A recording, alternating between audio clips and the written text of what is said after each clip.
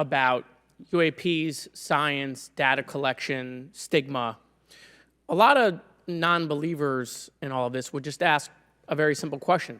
Why? Why is it so hard, right? Like, why are people, anytime they ask, why are they always thwarted? Why are they always judged? Why is they always have misinformation spread? Why is there always retribution?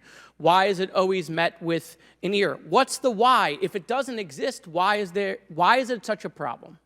I think if you go through the history of science, Representative, it is always difficult for breakthroughs and new information, regardless of whether it's UAP or any other kind of discovery. And in science, we're supposed to be open, but when you break with the orthodoxy of what's believed, whether it's Galileo saying that the Earth doesn't rotate, or the Earth rotates around the sun, or the sun doesn't rotate around the Earth, it's always challenging for new beliefs. And the more extraordinary those discoveries, the more extraordinary those new beliefs, it's very difficult. So I think this is natural. There's natural conservatism that when it comes to science, but this issue in particular has been very difficult where, again, even to attempt to study it becomes problematic. But every hearing like this, every news report, every video, documentaries, I was privileged to be a part of something Dan Fair is putting together. I think many of us have interviewed for it, documentary over 30 different government officials. Every brick in the wall will help get us closer to getting to the truth. I appreciate that. Mr. Elizondo, did I have that correct? Sir. I'm a recovering lawyer, so I'm gonna put my hat on for a second. You said you signed a document. Love that. Who gave that to you? The U.S. government, sir. Okay, you have a copy of it? It is stored in a SCIF right now. I do not have possession of it. The U.S. government does. What department of the U.S. government gave you this document? I will say the Department of Defense. Unfortunately, I can't say in this forum much more than that. You specifically said the document said you can't talk about crash retrieval. Well, you know, you can't talk about Fight Club if there's no Fight Club. Correct. Okay, I'm just making an observation. Yes, sir. So that document that you signed, that you said exists, specifically said you can't talk about crash retrieval. Correct, sir. It was a limitation on what because already I'd been speaking publicly about the topic, and so the document said you can continue saying X, Y, Z, but you cannot discuss the topic When you, of crash give retrievals. me the atmosphere of signing this document. You're in a room by yourself? I'm in a SCIF with a security officer, sir. Just one-on-one, anybody else? There may have been an assistant as well.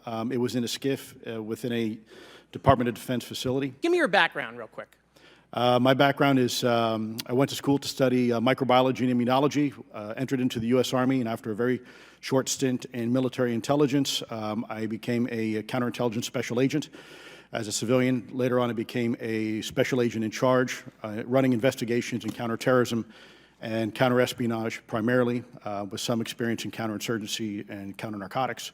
And then in 2009 timeframe, when I came back to the Pentagon after a tour with the Director of National Intelligence, I quickly became part of a program that was originally called OSAP that evolved into the program now called ATIP, which is where those videos that we now see, the Go Fast, the Gimbal, the FLIR, that was part of our effort, sir. Right, so you're not some conspiracy theorist. You actually have a legitimate background. Well, sir, I'm certainly not a conspiracy theorist. I'm fact-based, just a fact. So when you're in this room, I want to paint the picture of everybody. You're in this room, you're by yourself, you're in a SCIF, you're handed a document. How long is the document?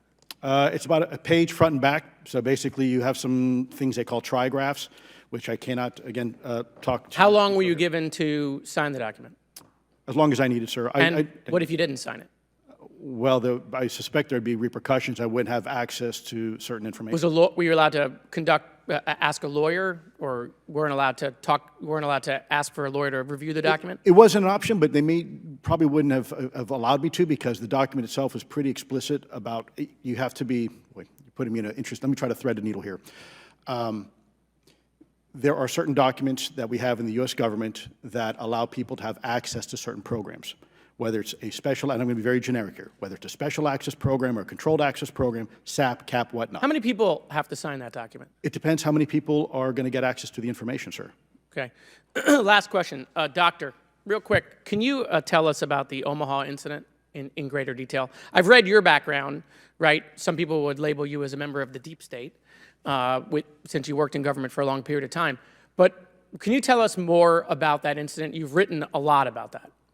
I wrote a lot about incidents like it, Congressman, but that specific incident involved the USS Omaha, the littoral combat ship of the U.S. Navy operating off Southern California. I don't remember the exact date. It was within the last decade. And what the watchstanders on the bridge observed was a UAP, again, something that was aloft but had no observable exhaust or control surfaces. So it was something that couldn't be explained. And then they saw it enter the water from the atmosphere and going through the air-sea interface, and so thus exhibiting transmedium travel. Thank you. I yield back. Thank you.